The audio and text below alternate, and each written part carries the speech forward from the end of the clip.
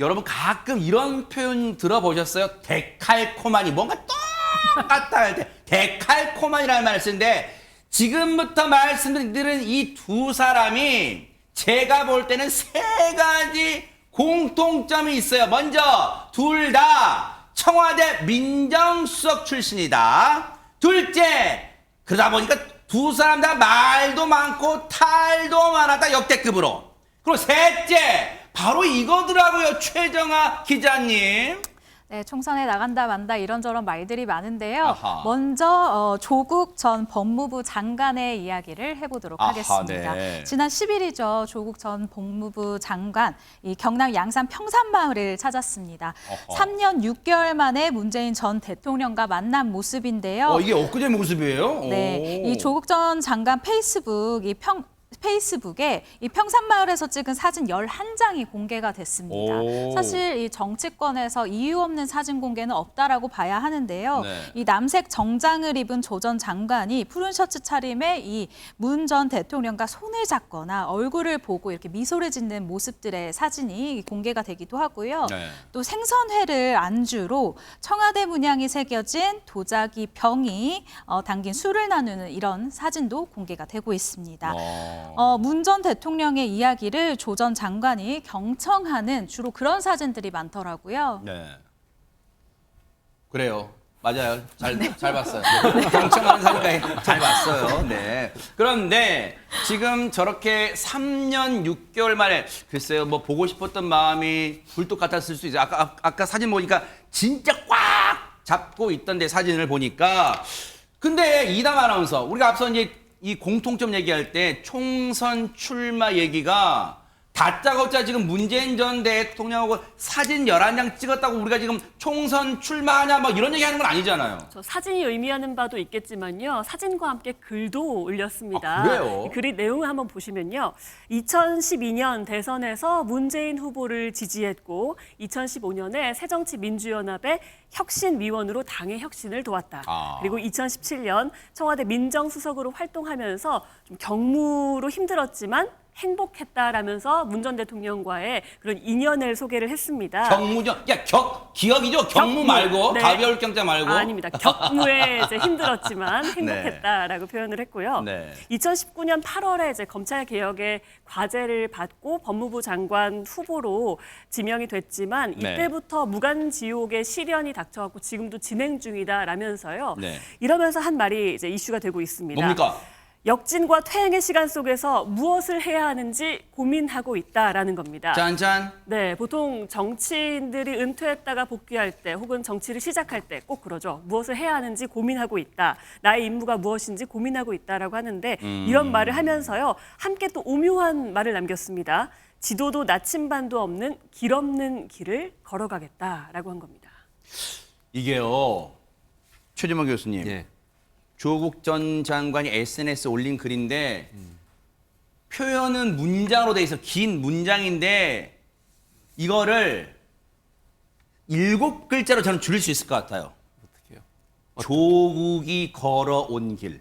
딱 그 얘기를 나 이런 사람 나 이런 길을 걸어왔어 지금 이 얘기하는 것 같아요 지금. 뭐 전체적으로 이제 본인이 지나왔던 시간들을 반추하는 거 지금 네. 말씀하신 것처럼.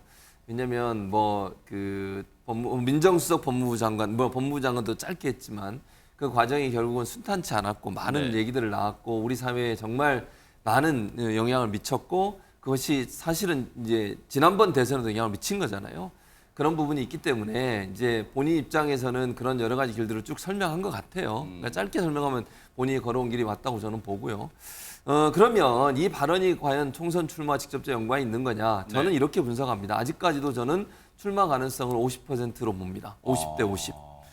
근데 이제 제가 50대 50으로 얘기하는 건 완전히 닿지 않았다는 표현을 쓰고 싶은 거예요. 아무도 걷지 않은 길이라는 표현을 쓰잖아요. 그 표현 자체. 그리고 최근에 이제 본인이 쓴 그 법 고전 산책이라는 책이 있어요. 그 책을 가지고 지금 전국을 순회하면서 북 콘서트를 하고 있거든요. 그런 행보도 그냥 일반적인 행보로 보기는 어려워요. 그러니까 일반적으로 정치인들이 책을 출간하고 그 출간된 책을 가지고 콘서트를 하거나 대화를 하거나 이런 기회를 갖는 것은 정치적 행보를 앞두고 하는 행동으로 볼 수 있거든요. 그러나 이제 제가 볼 때 100%라고 얘기하지 않는 이유 중에 하나는 뭐냐면 여러 가지 고민을 할 거라고 생각합니다. 일단 민주당의 공천을 받아서 나갈 가능성은 좀 낮다고 봐요, 저는 개인적으로. 민주당 입장에서 조국 전 장관을 민주당 당원으로 받고 그다음에 공천을 준다? 이거는 상당히 큰 부담을 안고 가는 겁니다. 젊은 층에 특별히 이번 총선이 너무너무 중요한데 민주당 입장에서는 그런 상황에 조국 전 장관이 입당하고 그 입당한 이후에 민주당 공천으로 나가게 한다고 하는 건 상당히 큰 부담이에요. 그거는 뭐 조국 전 장관 개인의 문제가 아니라 민주당 전체로 봤을 때 그렇다는 말씀을 드리는 것이고요. 다만 본인이 어떤 선택을 해서 무소속으로 나간다고 하는 걸 막을 수는 없어요. 왜냐하면 무소속으로 나가는 건 본인 개인의 선택 아니겠습니까? 그런 상황이기 때문에 아마도 저는 여러 가지를 고려할 거라고 보면 조국 전 장관이 고민의 시간이라고 생각을 하고요. 50% 정도 가능성 저는 있다고 봅니다. 지도도 나침반도 없는 길 없는 길을 가겠다. 그러면 조 전 장관에게 내비게이션이 필요할지는 모르겠습니다만 지금 조 전 장관이 시간이 남아서 문재인 전 대통령을 만난 건 아닐 거란 말이에요. 관련 얘기 들어보시고 이어가 보도록 하겠습니다. 이미 조국 전 장관이 지금까지 겪었던 어떤 고초, 그것만으로도 저는 뭐 아주 크게 마음의 빚을 졌다고 생각합니다. 지금 당장 소주 한 잔 기울이고 싶은 사람, 조국이라고 지목을 했는데요. 그런 에피소드가 소개됐다는 얘기는 제가 들었습니다. 제가 이제 모셨던 사람으로 감사하고 또 송구스럽습니다. 제 상황이고 재판도 진행되고 있는 상태에서 또 방문하면 자체로 여러 가지 정치적 해석을 낳고 또 이상하게 왜곡하는 분들이 계실 것 같아서 일정하게 제가 매듭이 되면 인사드려야 된다 생각하고 있습니다. 매듭이 되면, 그러니까 뭔가 매듭 지어지면, 뭔가 마무리되면, 지금 뭘 얘기하는, 뭔가 매듭이 매듭 지어지면 간다 그 말을 했던 걸까요? 저는 기자 생활을 일제강점기만큼 했고요. 네. 조국 전 장관이 법을 전공한 분이면 좀 보다 명료하고 명확한 단어를 구사했으면 좋겠습니다. 짓겠다는 건지 풀겠다는 건지도 보통 매듭이 되면이라고 했고요. 그러니까요. 그다음에 길 없는 길이 최인호 작가가 이제 불교 선사상을 쓰신 건데 아까 말씀하셨듯이 뭐 지도 이제 뭐 길 없는 게 다 필요 없습니다. 내비게이션 보면 되는데 그 내비게이션이 뭐냐면 국민의 마음입니다. 국민의 마음, 국민의 요구에 따라 가셔야지 팬덤에 따라서 또 하면서 그 박수에 현혹되지는 않으셨으면 좋겠고요. 뭐 출마 의지는 본인의 자유지요. 그러나 당선과 낙선은 국민이 하는 거기 때문에 좀 더 본인이 얼마나 더 제일 숙고하시겠습니까? 근데 앞으로라도 뭐 이런 SNS나 말씀하실 때는 전직 기자도 이해할 수 있는 명료한 말씀해 주셨으면 좋겠습니다. 그렇죠.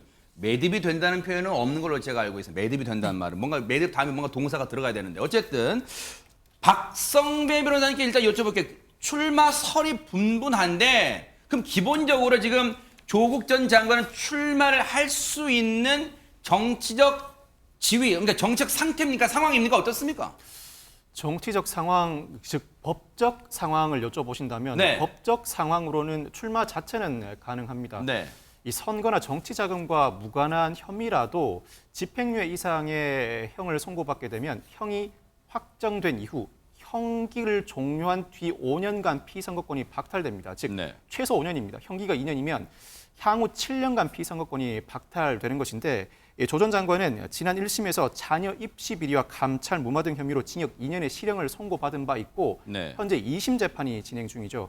검찰과 조 전 장관이 치열하게 다투고 있는 재판이라 아마 대법원 선고까지 가야 확정될 것으로 보이는데 기소유예 3년 6개월째 재판이 이어지고 있는데 내년 4월 총선 전까지 대법원 선고는 고사하고 2심 판결도 나오기는 어려워 보입니다. 그렇다면 출마 자체는 충분히 가능하죠.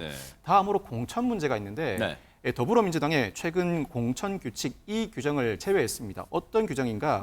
형이 확정되지 않더라도 유죄 판결을 받고 재판 진행 중인 후보자는 부적격 처리할 수 있다는 규정인데 이 규정을 삭제한 바 있습니다. 이 조치를 두고도 조 전 장관의 출마길을 열어둔 것 아니냐는 분석도 나오고 있습니다. 그럴 수는 있겠어요. 어쨌든 이제 상황은 봐야죠. 왜냐하면 공천 받기 위해서 어떤 엄청난 경쟁이 이제 펼쳐질 테니까요. 그런데 이미 정치권에서는 또 언론에서는 출마를 기정사실화하는 분위기도 감지됩니다. 한번 들어보시고 이어가 보도록 하겠습니다. 주변에 있는 많은 분들이 출마를 권유하기 시작한 건 좀 됐습니다. 어찌 보면 윤석열 정부가 보이고 있는 검찰 독재의 대항마로서의 상징적인 성격 이런 것들 때문에 그런 건데요. 공천을 줄 수 없다 여부를 떠나서 조국 전 장관이 정치를 하려면 민주당과 무관하게 독자적으로 한다. 어찌 보면 가장 기본적인 전제 조건 중에 하나가 그거다라고 본인 스스로 생각을 하고 있습니다. 민주당이 제발로 다시 조국의 강에 빠지겠다는데 말릴 이유가 없습니다. 대환영입니다. 다만 길 없는 길의 종착지는 감옥입니다. 조국의 강, 남국의 바다, 제명의 진흙탕, 민주당의 눈부신 총선 전략에 경의를 표합니다. 최진봉 교수님. 네. 이제 또 시청자들 관심은 조국 전 장관 나오면 글쎄 뭐 그럴 거 지역구로 나올지 또 지역구로 나오면 어느 지역으로 나올지 비례대표로 나올지 뭐 그건 궁금할 것 같아요. 그러니까 비례대표 나올 가능성 거의 없다고 저는 보고요. 지역구로 나올 가능성, 지역구로 나와야 돼요. 왜냐하면 국민적인 어떤 평가를 받아야 되는 거잖아요. 본인 네네. 입장에서는. 근데 네. 비례로 나가게 되면 민주당이 결정해서 내보내는 거니까 민주당 아까도 말씀드렸잖아요. 대단한 부담을 가질 수밖에 없어요. 이거는 뭐 마치 그 당헌당규 바뀐 게 그런 의도가 있다라고 말씀을 하지 저는 그렇게 보진 않아요. 기본적으로 그렇게 보지 않고요. 어쨌든 그래서 아마 나가면 지역구로 나갈 텐데 어디로 나갈 거냐는 그런 궁금증이 더 생기는 거 아니겠어요. 그러니까 1차적으로 보면 지역구로 간다면 지역구로 나가고 나간다고 하면 아마도 본인이 이제 서울대 교수를 했었잖아요. 네. 그래서 이제 관악구 지역이나 또는 본인의 고향이 부산입니다. 그래서 예전에도 부산 얘기가 몇 번 나왔었기 때문에 네. 부산이나 관악구 쪽으로 갈 가능성이 있다. 최근에 또 본인이 관악구 봉천동으로 이사를 했어요. 그것도 하나의 이제 메시지가 될 수 있을 것 같은데 그러나 뭐 제가 아까도 말씀을 드렸습니다만 조국 전 장관이 민주당의 후보로 나갈 가능성은 저는 지금까지 낮다고 생각해요. 앞으로도 그럴 가능성이 그래요? 높다고 네. 보여지고요. 그러니까 총선 전략 전체를 그 당의 대표라든지 당의 최고 지도부는 한 사람을 보고 총선을 치를 수가 없어요. 그러니까 뭐 예를 들면 억울함이 있다고 표현할 수도 있고 본인 입장에서 뭐 이렇게 너무 당하고 있다 이렇게 할 수 있죠. 할 수 있는데 그렇다면 민주당이 전체 그림을 가지고 전 전략을 세우지 않고 어떤 한 사람 때문에 그것이 큰 부담으로 작용한다고 하면 네. 당 입장에서는 그거는 선택할 수 있는 여지가 좀 낮은 게 아닐까 그렇게 예측이 됩니다. 그래요. 어쨌든 뭐 아직은 좀 시간이 있어요. 어떤 결정 될지는 볼게요. 근데 앞서 저희가 두 사람을 비교했잖아요. 역대 뭐 민정수석도 했고 역대급으로 논란도 많았고 이번 총선 출마 얘기 나온다는데 그럼 두 번째 인물 누군지 직접 보시고 이어가 보도록 하겠습니다. 가족회사 자금 유용한 것에 대해서 인정하십니까? 구속되시면 마지막 인터뷰일 수도 있는데 한마디만 해주십시오. 국민들에게 하실 말씀이 있다면요? 대통령 관련해서 참으로 가슴 아프고 참담한 그런 심정이 들어가 있습니다. 이게 제 숙명이라면 받아들이고 또 헤쳐나가는 것도 제 몫이라고 생각합니다. 진짜 오랜만에 보는 얼굴이긴 합니다. 박성배 변호사님. 우병우 전 민정수석입니다. 우 전 수석 이른바 국정농단의 핵심 인물 중 한 명으로 지목돼서 384일간 옥살이를 한 바가 있습니다. 그러다 지난 연말에 윤석열 대통령의 사면 복권으로 피선거권을 회복했습니다. 우 전 수석 최근 언론 인터뷰에서 출마라는 전화를 많이 받고 있다. 정치를 하느냐 마느냐보다 국가를 위해서 할 수 있는 일이 무엇인지 생각하고 있다고 언급한 바가 있는데 정가에서는 우 전 수석 고향인 경북 영주에 출마한다는 이야기가 돌고 있습니다. 네. 뭐 출마 의사는 자유예요. 앞서 뭐 조국 전 장관도 마찬가지입니다. 근데 이담 아나운서 우병우 전 수석에 대해서는 뭐 언론들 표현도 있습니다. 언론 제목도 나왔습니다만 레이저 눈빛 이걸 빼놓을 수가 없어요. 그렇죠. 2016년, 17년 정도의 일인데요. 우병우 전 수석이 인터뷰를 할 때, 그러니까 얘기를 할 때 기자들이 질문을 하자 기자를 쳐다보는 바로 저 눈빛이죠. 눈빛이 약간 째려보는 거 아니냐, 노려보는 거 아니냐 해서 레이저 눈빛이다 하면서 좀 논란이 있었는데요. 이에 대해서 우 전 수석이 뭐 의견을 밝혔습니다. 레이저 눈빛을 쏴서 뭐 화제가 됐는데 언론에서 이렇게 만든 것이다. 뭐 돈을 받았다든지 뭐 누구를 어떻게 했다든지 이런 게 없이 레이저 눈빛을 쏘니까 나쁜 사람이다라고 이런 걸로 공격을 했다라는 겁니다. 그러면서 이게 정치적 프레임이었다고 생각한다라고 밝혔습니다. 저 레이저 눈빛이 언론에서 만든 프레임일까요? 저 저 때 표정 말고 서울중앙지검 앞에서의 눈빛도 있잖아요. 그런 것도 좀 진짜 봐보세요. 그러면 그게 진짜 언론이 만든 건지. 이 표현 여기 봐보세요. 여기 나옵니다. 저 보고 질문해요. 저게 사람을 인자하게 쳐다본 눈빛이에요? 아무튼 말이 되는 소리를 해야지. 어쨌든 그게 무슨 언론이 만든 프레임이에요. 자기 눈빛이 저기 한 건 생각도 안 하고. 아무튼 자 근데 구치소 있을 때 뭐 이런 걸 했다 이런 얘기도 또 들려요, 최재가 기자님. 네, 언론 인터뷰를 했는데요. 384일 동안 구치소에서 있으면서 스피커에서 자주 나오는 트로트곡 안동역에서를 듣고 흥얼대면서 마음을 달랬다라고 했습니다. 근데 수많은 트로트 중에서 왜 하필 안동역일까요? 라고 제가 좀 생각을 해봤는데요. 네. 이 출마지로 거론되는 이 영주랑 안동역이요. 불과 30분 거리더라고요. 야, 이제 나름대로 뭔가 정치적 의미를 지금 부여하려고 지금 안간힘을 쓴다는 느낌을 하고 오는데, 근데 보세요. 일단은 우병우 전 수석, 조국 전 법무장관 출마설이 지금 분분한 단계입니다.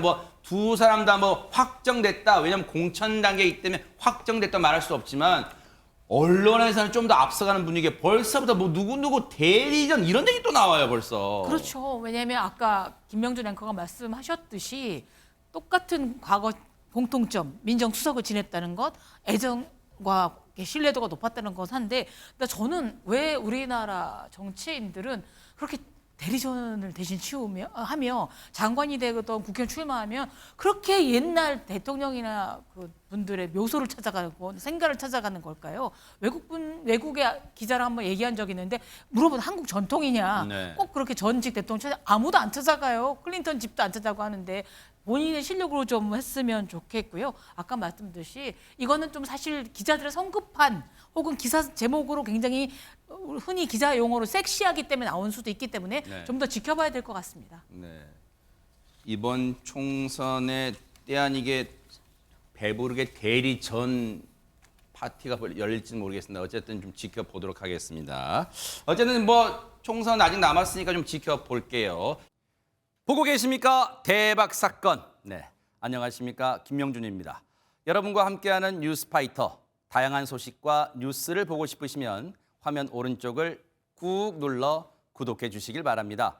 TV로도 유튜브로도 여러분께 한 발 더 다가가겠습니다. MBN 뉴스와 뉴스파이터를 사랑해 주셔서 고맙습니다.